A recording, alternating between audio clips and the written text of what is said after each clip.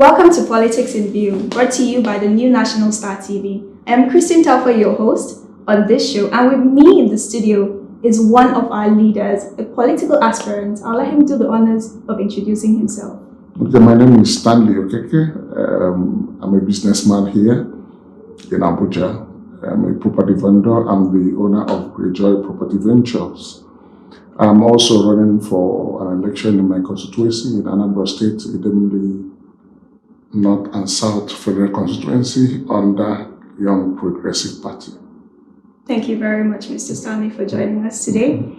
Today we'll be discussing a very interesting topic. We're discussing the role of INEC in conducting credible elections in Nigeria.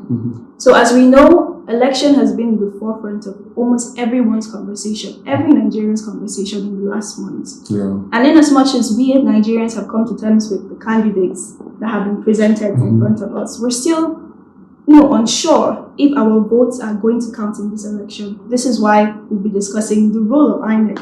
So INEC is the Independent National Electoral Commission that was established by the 1999 Constitution. And amongst many of its duties, it has been charged to organize and conduct elections in Nigeria. So, sir, within the Nigerian context, what can you define a free and fair election as? Let me use election in context.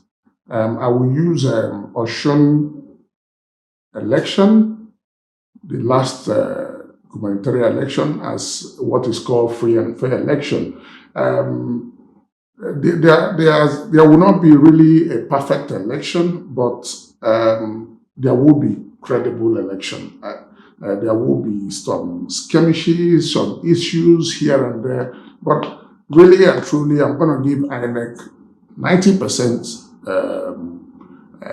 for the Osun election, and I can actually use it to equate what is called free and fair election. Okay, so using the Osun election as a case study, like you've said. So with the view of events that went by with the whole election sequence and everything, can you say that INEC is actually prepared for the 2023? Yes, I'm quite sure that INEC is prepared with the advent of beavers. I'm not sure about the power issues. I don't know if they're going to use generators or if they're going to use some other like internet in some of the areas where there's no internet. So that's what really I see that is a very little issue. But hearing the INEC chairman said, trying to install or instill confidence in voters to a generality of Nigerians, he has really said they are ready. He has also said how they can navigate some of these issues. There may be envisaging there will be an impediment to the elections. So, sir, speaking of free and fair elections, in our democratic system, what would you say is the role of free and fair elections, side-by-side leadership and followership? Free and fair election will entrench a credible leader, and it will also give the followers and electorates confidence that their votes count. And this will inspire other people at least to come out.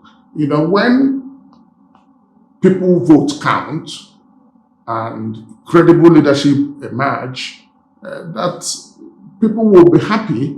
And again, if they believe in their candidates will perform, that's the reason why they voted him in. I believe if in the next election, if it doesn't work, and if as people had believed that their votes count, they will vote him out and vote in some other people. So that's what I see in that. Okay, sir. Looking at the sequence of activities by INEC, how are we certain that INEC can conduct a free and fair election, and how can we check the quality of the electoral process? How can we check that this process is going to be free and fair? What are the processes that have been put forward to the public to say, okay, this is how you can confirm that your election is going free and fair. And No, with the new electoral act, whereby electronically votes immediately transmit from the polling booths to the INEC server. So it don't actually mean anything. So, and again, there will be agents and security agencies who will protect the materials of INEC to make sure things work according to plan. So I think it's not really going to be a very big issue using what we have seen in our show as an example. So you see that once immediately they have a portal in their website whereby once they finish collection in the polling unit, they immediately transmit to their server. And it is there in a public layer for everybody to see. I myself, I was also following when the results are coming in from wards, local government, and several places. So I think really they are ready. Okay, so recently we saw the news about a lot of PVCs that were dumped in a drainage system. Now, when people start to look at news like this coming out, we get scared because we're like, okay, if this is happening, how are we setting that INEC is actually going to, like, this is already beginning to look like a charade for the voting system. No, it is not, because will I say, I don't know the best register to use. I think it's really synchronized in, I think with the VBN, with NIN. I think also the voter's card is linked with it. So when you lose your voter's card, you can go to INEC website. I think you register with affidavit or so on. I don't actually know the process, but I think whatever they saw, what's the name of the voter's card, whatever you saw being buried there, I think is a waste because you cannot be able to use it. And when you come for accreditation, the beavers will have to capture you and identify you before you can be able to be accredited to vote. So someone else, they cannot use my voter's card to vote unless it is what they have done to really manipulate it. So I don't think that is I think it's a waste because INEC have done a very good job by putting it electronically, link it with your fingerprint, with your NIN, with everything. So someone else can be able to use your card. So those things don't matter. Thank you very much. So we're still discussing the role of INEC in conducting credible elections in Nigeria. We'll be right back.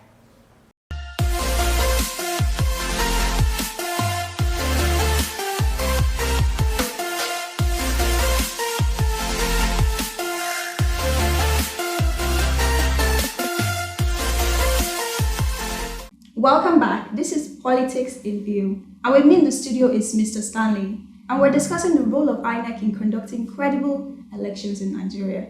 We have discussed so much about these upcoming elections, and personally, I have a lot of hope in the process, the voting process, and all that INEC has put in place to ensure that we voters get credible results.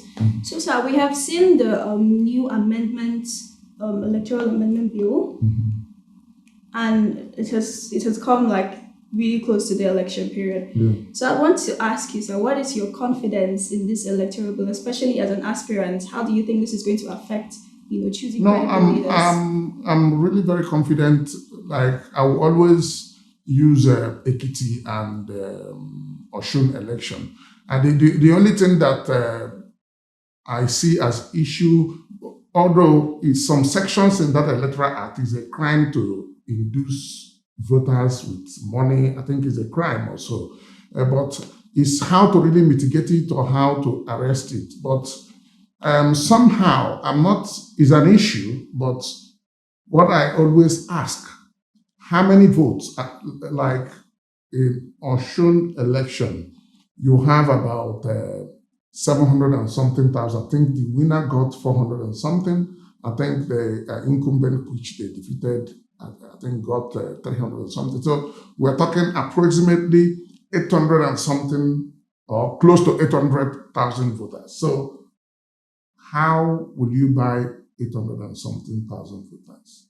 I'm not trying to discard it. I know I also advise the perpetrators should be arrested, and let there be like a check, security agencies being placed to monitor such thing, But apart from that, I really have confidence in what I have seen in what happened in Ekiti and Osho elections.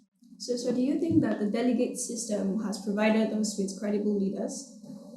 In primary elections, they have like about three mode of primary elections: consensus, direct, and indirect.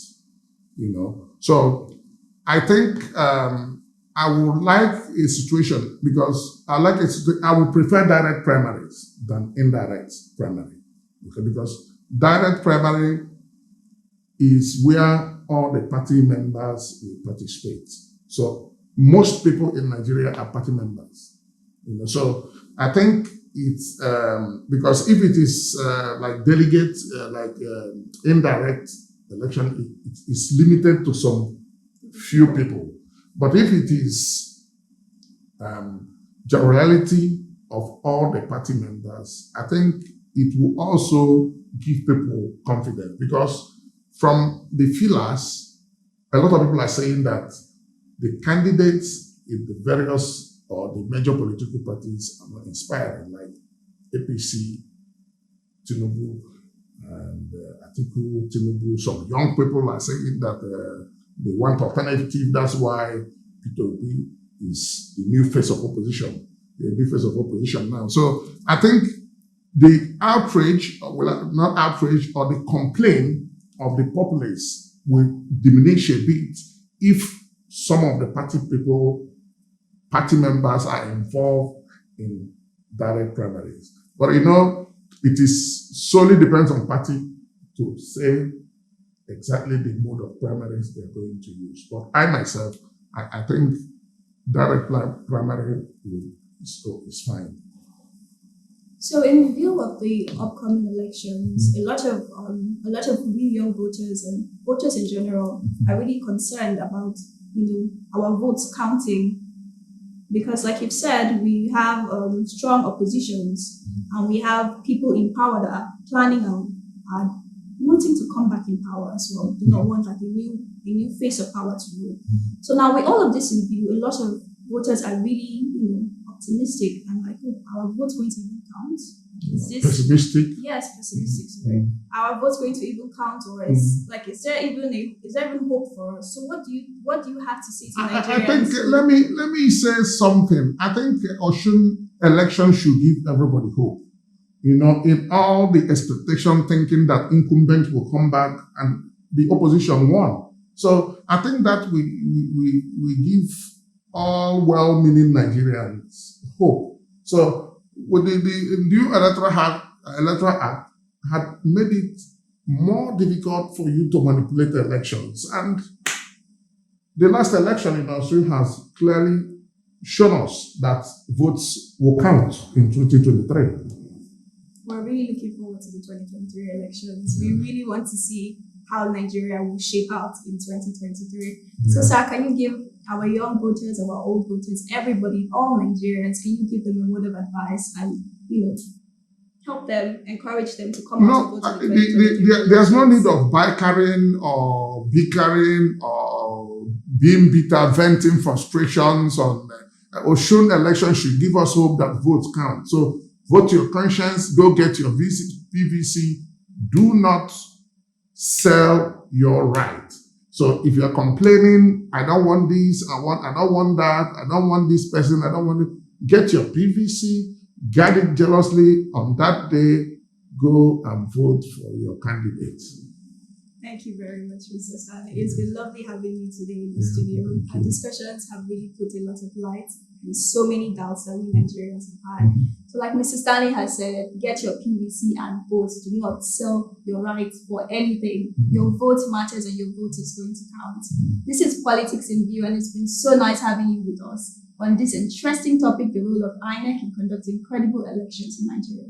To stay updated on all our programs, subscribe, follow, comment on our page. Let's hear what you think.